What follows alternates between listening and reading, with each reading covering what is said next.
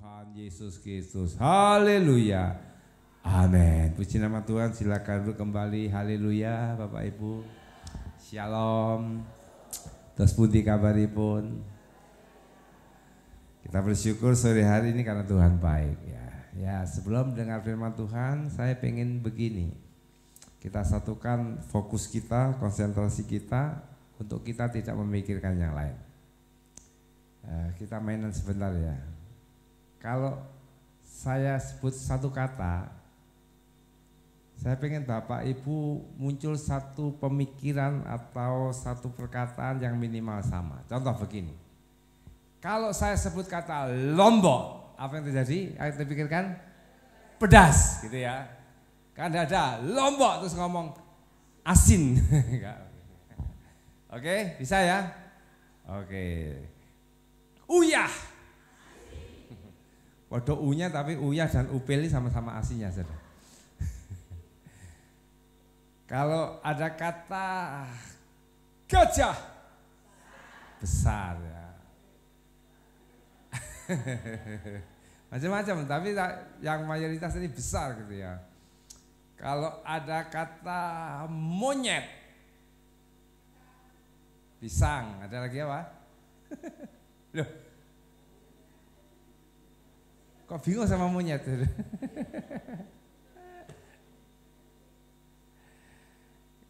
Kalau ada kata semut, kecil dia. Oke, ini yang terakhir. Kalau ada kata salib, Yesus, apa lagi tadi? Apa sih? Loh, jangan takut salah, Bu. Jangan takut salah. Ini tidak mempengaruhi keselamatan, tenang aja. Apa? Kalau ada kata ya apa salib, yang muncul apa? Yesus, apa lagi? Apa? Penebus dosa, apa lagi? Apa lagi? Korban, apa lagi? Penderitaan, ada lagi?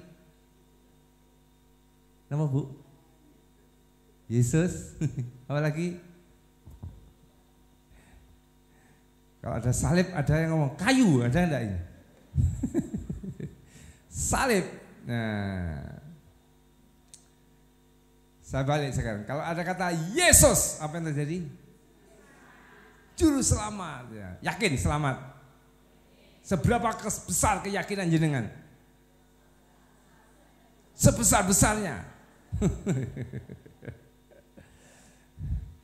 Pernah dapat pengakuan atau WA dari Tuhan Yesus yang mengatakan engkau anakku yang kukasih, pernah? Belum ya? Berarti masih diragukan loh. Ya. Hari-hari ini Bapak Gembala juga sering didengungkan tentang kuasa salib. Salib itu tidak bisa dipisahkan dengan pribadi yang bernama siapa? Yesus. Pernah enggak jenengan itu pas merenung, ya pernah merenung ngoten nih. Pas leyeh-leyeh, pas istirahat kemudian ngomong begini. Lah dadi wong Kristen kok angel men. Enggak gimana maksudnya? Enggak pernah apa?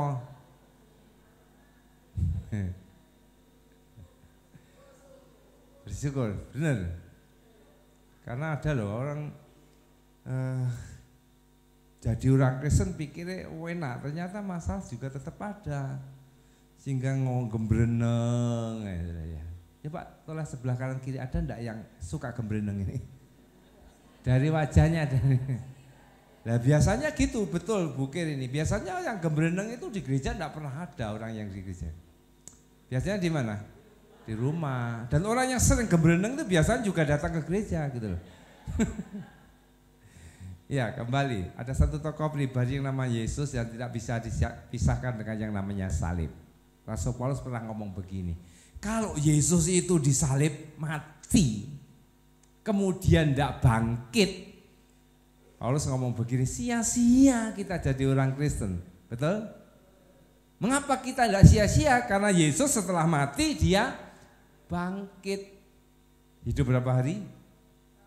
40 hari. Makanya ada istilah 40-an. Apa ini rok ini tidak tahu saudara, tidak usah dibahas saudara. Kemudian naik ke surga. Mengapa? Kita ini masih semangat untuk mengiring Tuhan sampai hari ini. Apa alasannya gitu?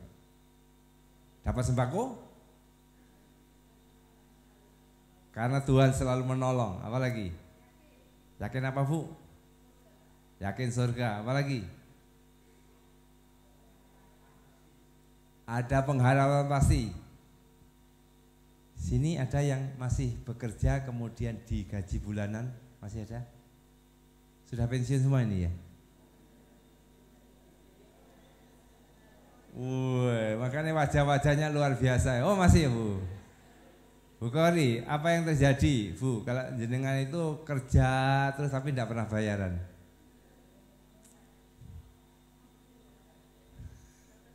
Capek deh. Saya ke toko tapi tidak dapat uang ya, capek deh kerja tapi itu duit saudara. Mengapa tetap semangat bekerja? Karena ada harapan gaji tadi, ada harapan dapat duit tadi.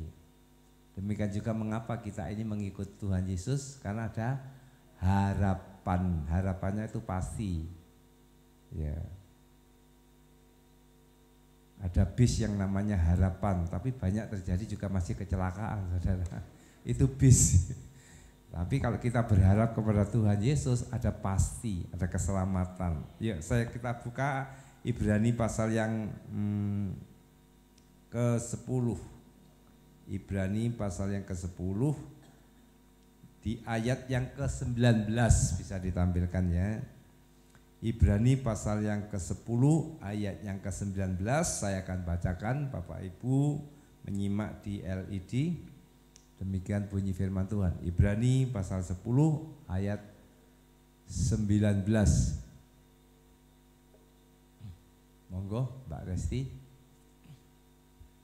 Yang pakai bahasa Indonesia saja ya, jangan bahasa Inggris. Iya. Ibrani 10 ayat 19.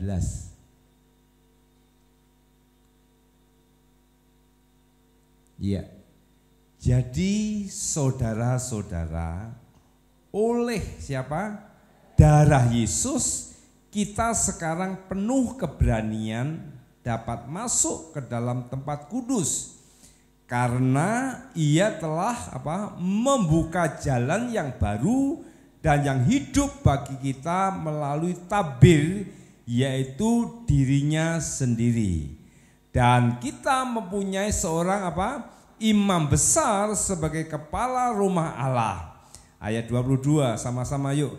Karena itu marilah kita menghadap Allah dengan hati yang tulus ikhlas dan keyakinan iman yang teguh, oleh karena hati kita telah dibersihkan dari hati nurani yang jahat dan tubuh kita telah dibasuh dengan air yang murni. Bapak Ibu yang dikasihi Tuhan, inilah yang menyebabkan juga saya sampai hari ini masih setia mengikut Tuhan Yesus.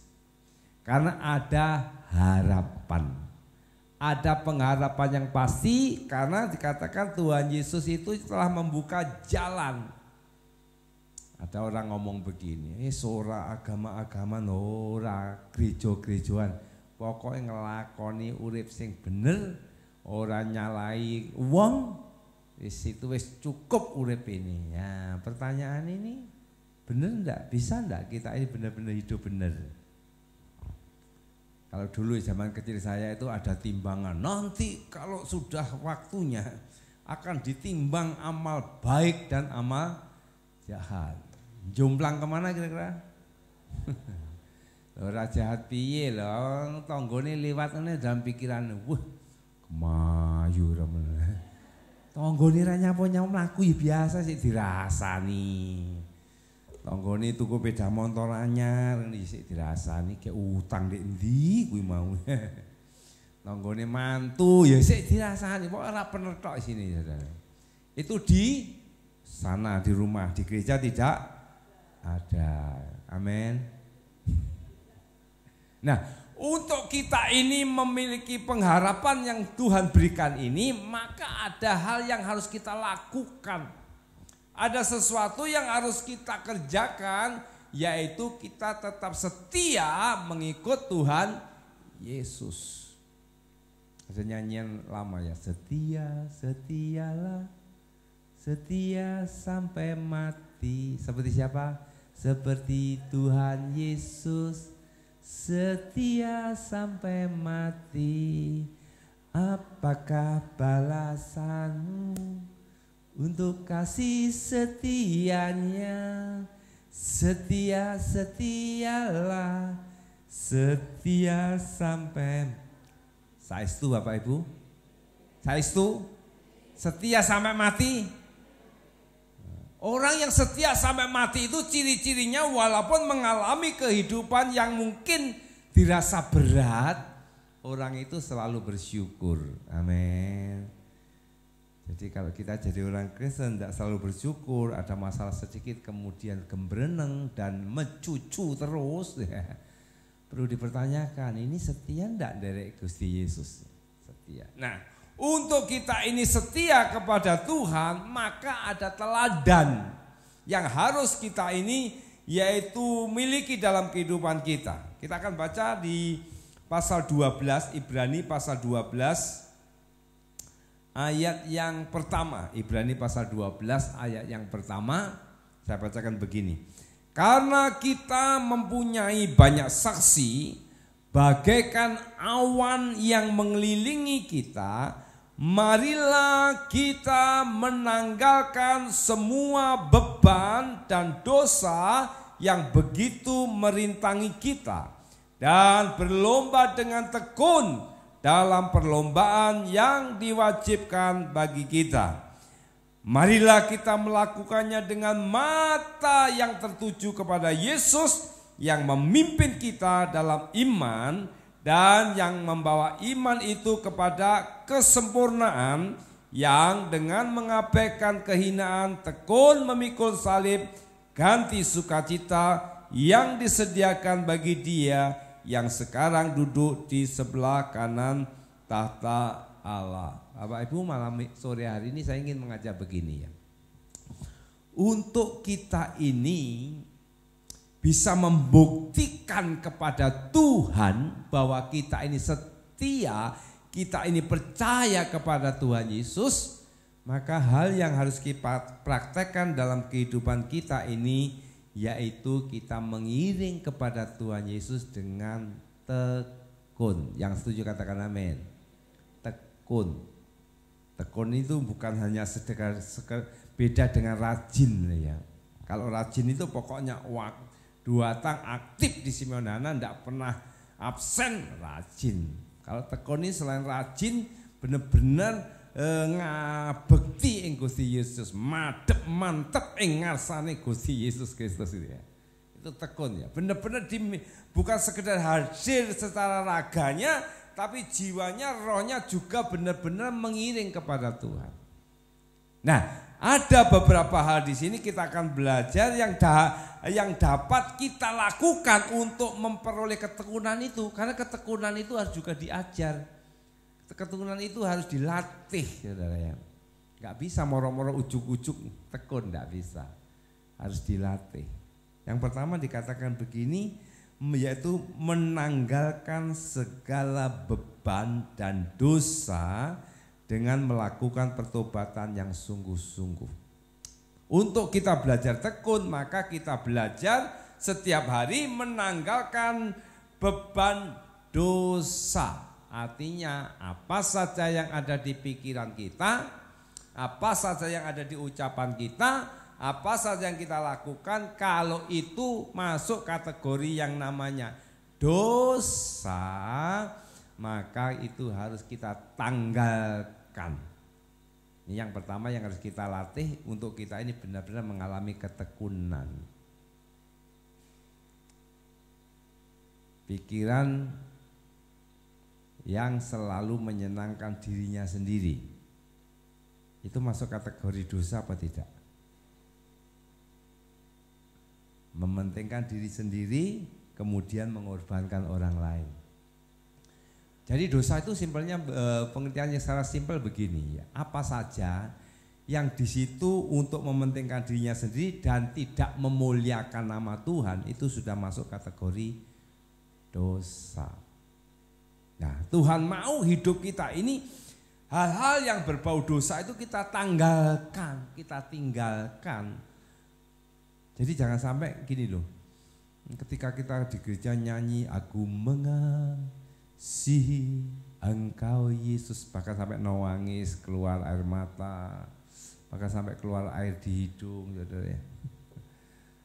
Tapi maaf ya, di rumah pikiran kita, ucapan kita tidak menunjukkan orang yang mengasihi Yesus.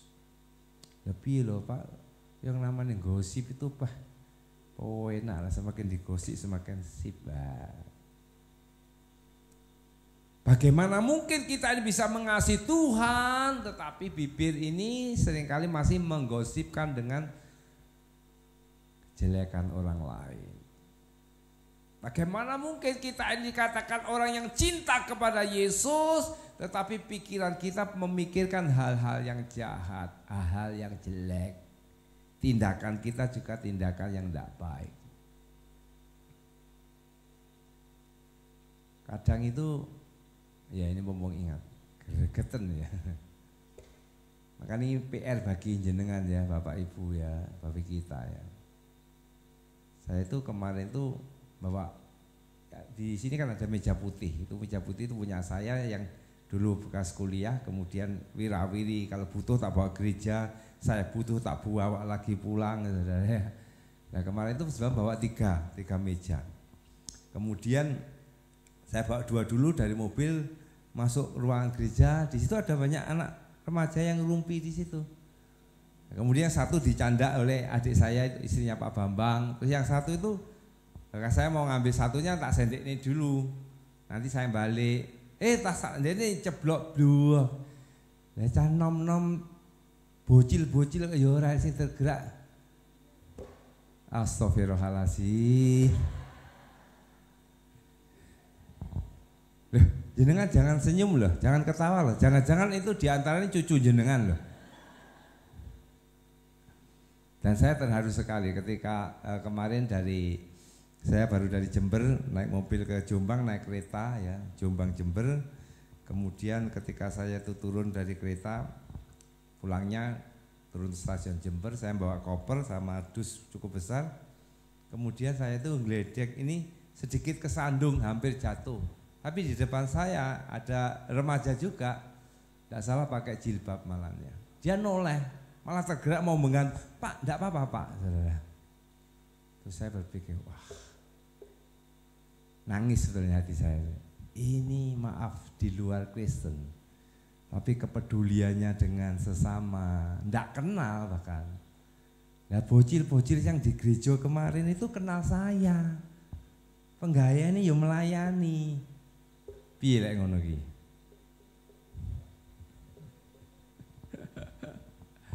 Ini tugas kita ya, bukan tugas Bapak Gembala, bukan tugas saya, Ibu Gembala, tugas kita. Yuk selagi di rumah kita belajar. Ya, belajar mengajar anak kita, cucu kita ya, untuk belajar peduli.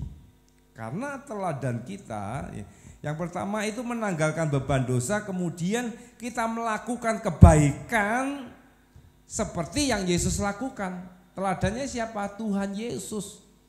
Nah kalau kita belajar di Injil Matius, Markus, Lukas, Yohanes ini, Injil Yesus itu dia peduli dengan sesama. Nah untuk kita belajar ketekunan, maka hal yang harus kita lakukan selain menanggalkan beban, yang kedua ini kita ini yaitu melakukan kebaikan. Belajar melakukan kebaikan. Belajar melakukan perbuatan kasih. Kasih itu begini, rela mengorbankan dirinya demi orang lain. Tadi saya ketemu sales. Beberapa sales saya itu sudah cukup dikenal ya, ini saya ini orangnya jarang di toko, maksudnya sepintas tidak ngurusi toko, sepintas. Padahal yang ngurusi loh, sampai budak di kepala lagi gara-gara ngurusi toko juga ya. sepintas itu yang menghandle semua istri saya. Tapi untuk hal-hal tertentu saya ini yang ngurat-ngarit toko. Artinya ngurat-ngarit itu benahi ini, dibenahi ini ya. Tapi banyak sales itu yang sepintas ngertinya saya itu harus ngurusi di luar, gereja pelayanan, apa nih Bu Gembala, badminton saudara ya, pria sejati, ngurusi gitu-gitu. Kemudian sekolah ya ngajar, ya sempat muncul begini tadi. Sakjane apa to sing digoleki? Kemudian saya katakan begini, ya memang konsep saya sudah beda dengan dulu. Kalau dulu itu sukses itu bagi saya, apa yang saya miliki itu sukses. Seberapa banyak yang aku miliki berarti aku sukses. Kalau aku punya banyak duit, aku punya banyak harta, aku punya kedudukan, punya jabatan, berarti aku sukses. Itu dulu. Tapi setelah saya belajar tentang kebenaran, itu mulai bergeser. Sukses itu bukan berapa banyak yang saya miliki, tapi berapa banyak yang bisa saya bagi. Waktu, tenaga, pikiran, apalagi termasuk duit. Bagi saya itu sukses ketika kita punya waktu, gunakan waktu itu untuk berbagi. Kita punya kepintaran, gunakan kepintaran untuk berbagi. Bagi saya itu sukses. Dan teladannya siapa? Ya Tuhan Yesus. Karena Tuhan Yesus kalau diukur dengan harta kekayaan, dia itu bukan orang sukses. Karena omahnya randuwe, betul ya? Ya. Karena ada nyanyian, serigala punya lubang, ya, burung punya sangkal, tapi anak manusia tidak ada tempat untuk meletakkan kepalanya, melarat, melahirnya di kandang domba. Nah, karena apa? Karena bagi Yesus sukses itu ketika dia bisa melayani, ketika dia bisa berbagi. Nah, untuk belajar ketekunan, ya, kedua tadi saya katakan kita belajar yaitu melakukan kebaikan. Kita melakukan kebaikan, lakukan kebaikan dengan apa? Mata tertuju kepada Yesus. Artinya begini, apa saja yang kita pikirkan, apa saja yang kita ucapkan, apa saja yang kita lakukan, harus itu menyenangkan Tuhan Yesus. Bisa bilang amin? Jadi kalau omongan kita rasanya Tuhan Yesus tidak suka, ya jangan diomongkan. Bagaimana mungkin Tuhan Yesus itu senang dengan omongan kita lah? Teman kita merasa risih dengan omongan kita. Dan tidak risih lah, omongannya nyelek kita. Omongannya menghakimi, omongannya apa lagi, saudara? Ya itu di rumah, di sini tidak ada, amin. Ya.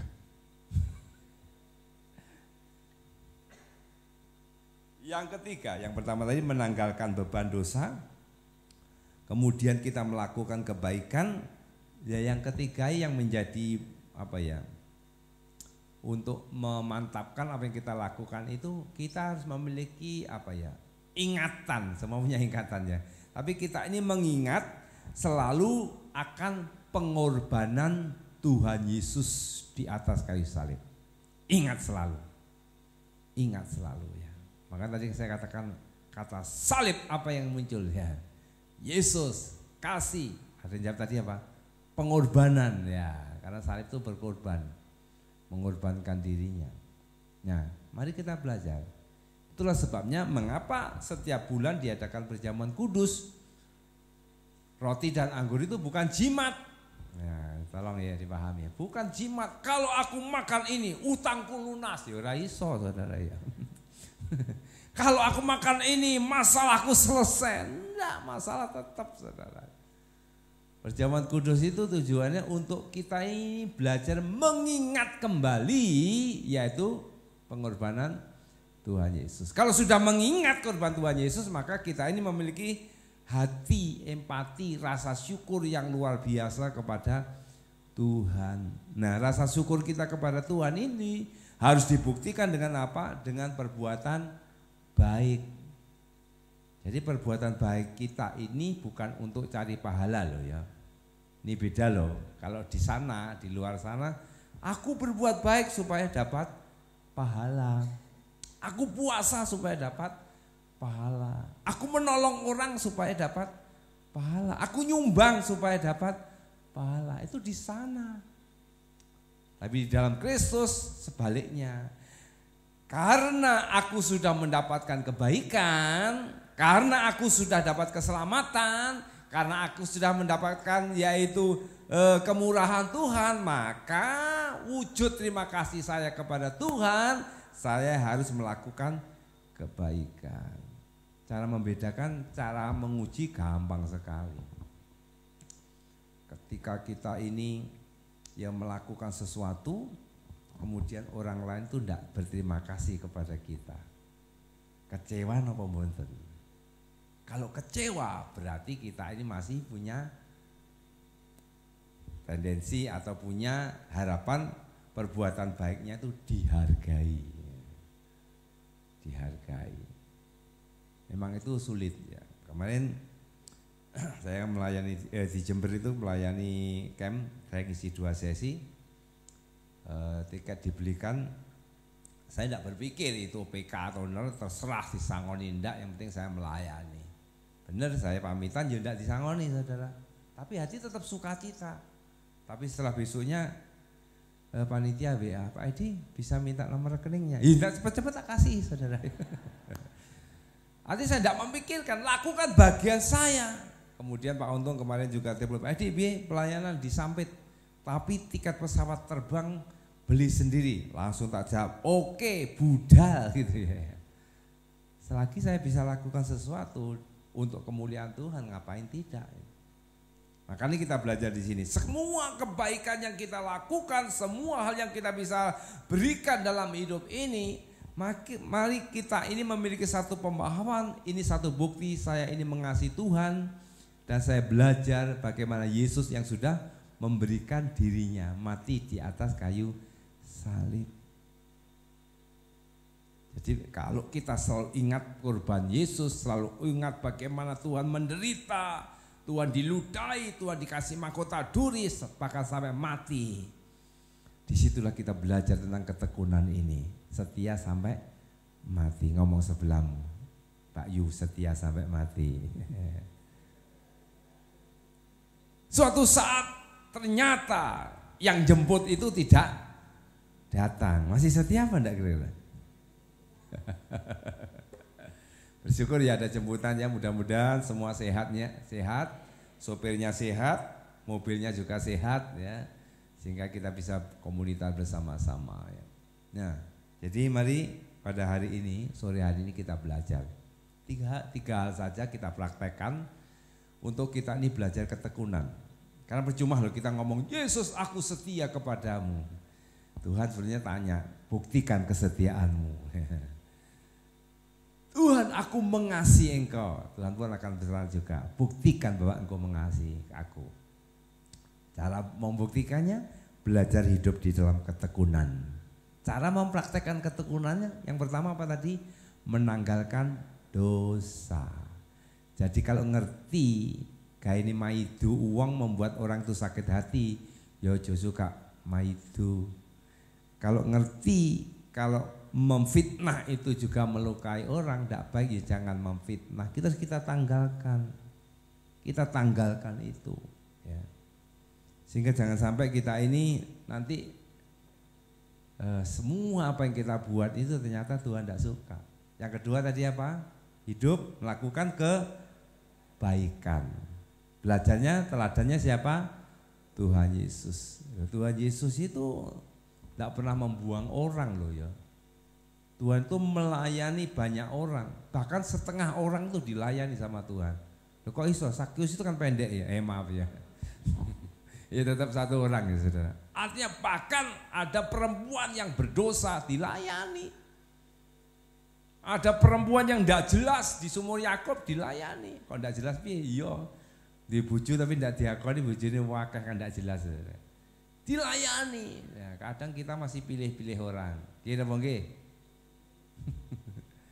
Hati-hati loh kalau kita pilih-pilih orang saudara. Ya, kalau pilih-pilih mantu, lah aku terserah anaknya, pokoknya anak gelem ya wis. Saudara. Yang ketiga tadi apa? Ingat selalu akan korban Tuhan Yesus.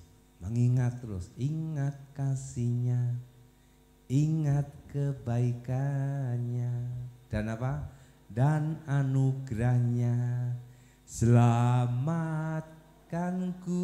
Wah, kalau itu nyata dalam hidup kita akan tertata dengan rapi, saudara. Melaku hidup ini terus Tuhan akan bela dan Tuhan akan berkati. Puji nama Tuhan. Simeon Hana yang dikasih Tuhan, usia boleh bertambah semakin tua, tapi semangat tetap muda. Makanya lagu itu menjadi lagu apa namanya? Mars ya, tetap muda ya. Oke, kita bangkit berdiri, kita nyanyi Mars itu tadi ya. Pertama gimana? Tetap muda ya. Monggo kita jumeneng, tapi yang mas terganggu kesehatannya lenggah mawon, mboten napa-napa. Tetap muda, Tuhan kita semua, kasih Tuhan tak berubah dari dulu dan selamanya. Haleluya, haleluya.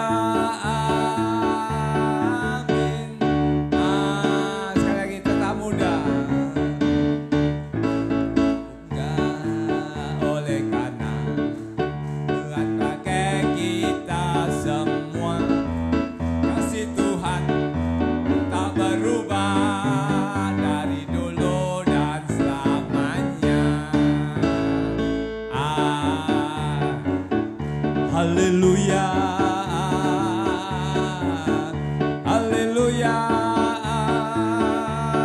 amin, amin, amin.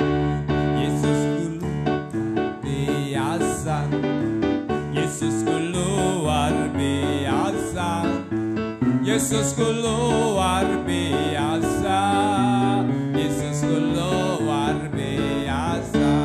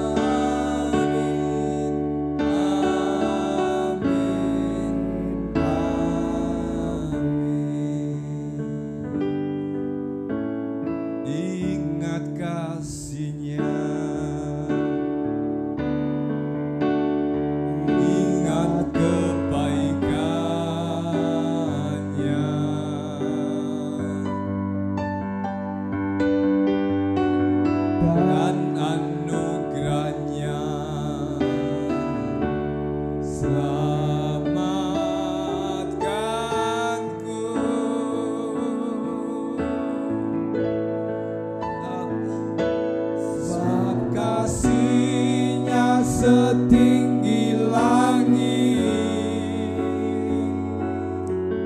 kasih setia Allah pada kita.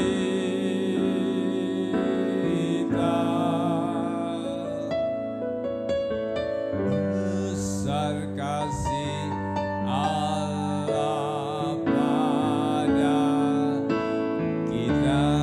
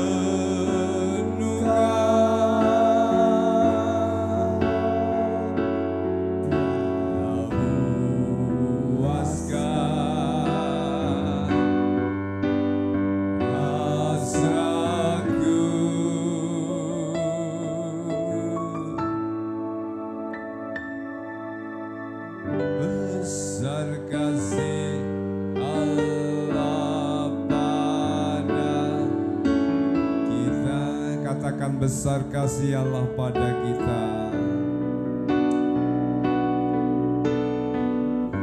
Besar kasih Allah pada kita. Sekali lagi katakan, besar kasih Allah pada saya.